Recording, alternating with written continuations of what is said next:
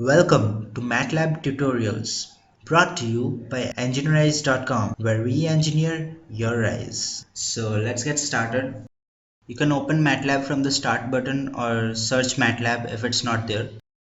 You can also double-click the desktop icon and pin it to Start or taskbar to access it quickly. If your mouse is not working, you could also use the Run command. Just type MATLAB and hit Enter, and here we go. So this is the MATLAB user interface. We are going to use MATLAB 2015A. We've got 3 tabs here. The Home tab has some pretty useful tools. We'll learn what is what through the course. Under Plot, we've got various types of graphs and charts.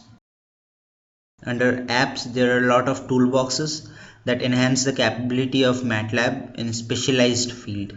Here are some shortcuts like cut, copy, paste, save, undo, redo, etc. You can search any topic here. MATLAB documentation is actually a very detailed and very helpful resource. This is the command window used for writing commands. Let's type 2 plus 2 and enter, and we get an answer here. Our command has already appeared in the command history with the date and time of beginning of the session. If we double click on this command, it will execute again. Or I could drag it to the command window to edit it.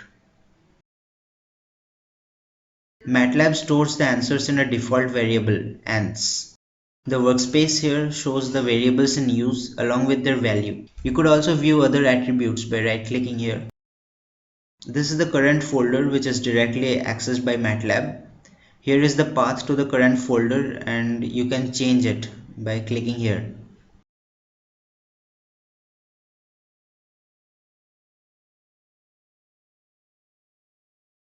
So these 4 things are the main parts. If you don't find one of these on your computer, you can look it up under layout. You can even form your own layout and save it. You can undock any window and move them around or minimize them so they appear only when you need. That was all about the user interface. Let's write some commands. We can use variables in MATLAB. A is equals 10. Variable names in MATLAB are case sensitive. Capital A is equals 1, 2, 3, 4. So small a and capital A are different variables. Also notice that small a has been stored as a 1-into-1 matrix. In MATLAB, matrix is the basic unit, the building block. Any major equation or system of equations can be represented in the form of a matrix equation, and that makes MATLAB so efficient. We'll learn further about matrices in the coming weeks. Notice that every time we type a command, the answer or value of the variable is displayed. This could become a problem if the answer is a very big matrix. We could prevent that by typing a semicolon after the command. We can easily perform basic operations like addition, subtraction, multiplication and division. B equals 2 into A, which is 20. Variables like small a and b with single element matrix are called scalars. Now, if we see the class of each of these variables, they are shown as double, which is short for double precision floating point data, the default numerical data type.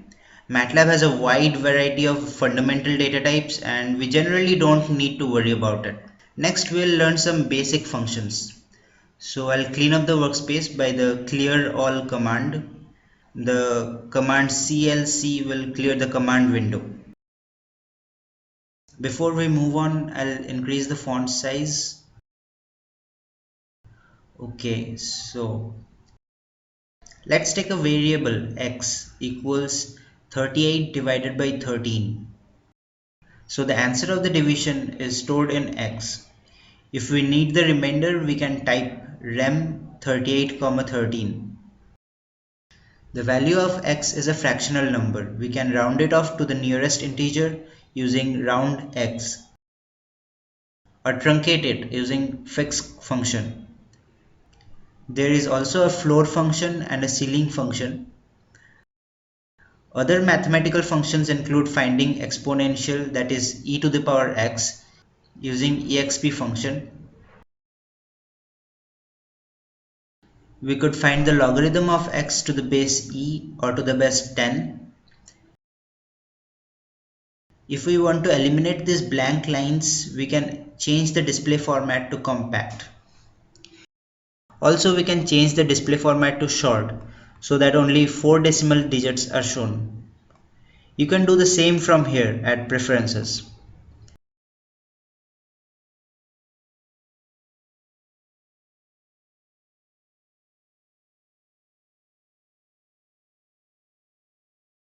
Now let's look at some trigonometric functions. We can calculate the sine of x. Here x is in radians. If x is in degrees, we have to use the function sine dx. Similarly, there is cos x, cos dx, tan x, and tan dx. For calculating the sine inverse, the function is a sine, and the result comes in radians. Similarly, there is a cos. It gets a little tricky with the tan inverse. There are two functions. A tan x computes the tan inverse of x in radians and returns the value between minus pi by 2 and pi by 2. So we get the slope. A tan 2, 38, minus 13 computes the tan inverse of 38 by minus 13 and gives the answer between minus pi and pi.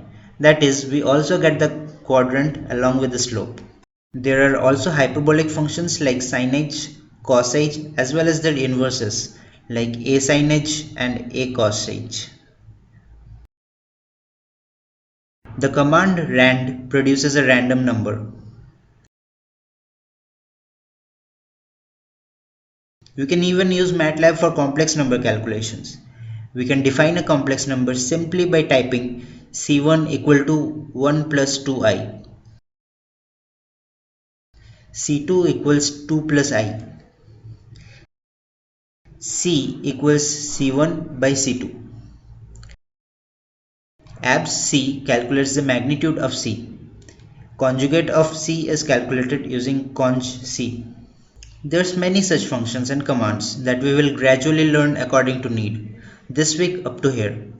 Make sure you go through the written material and complete the assignments. Thank you.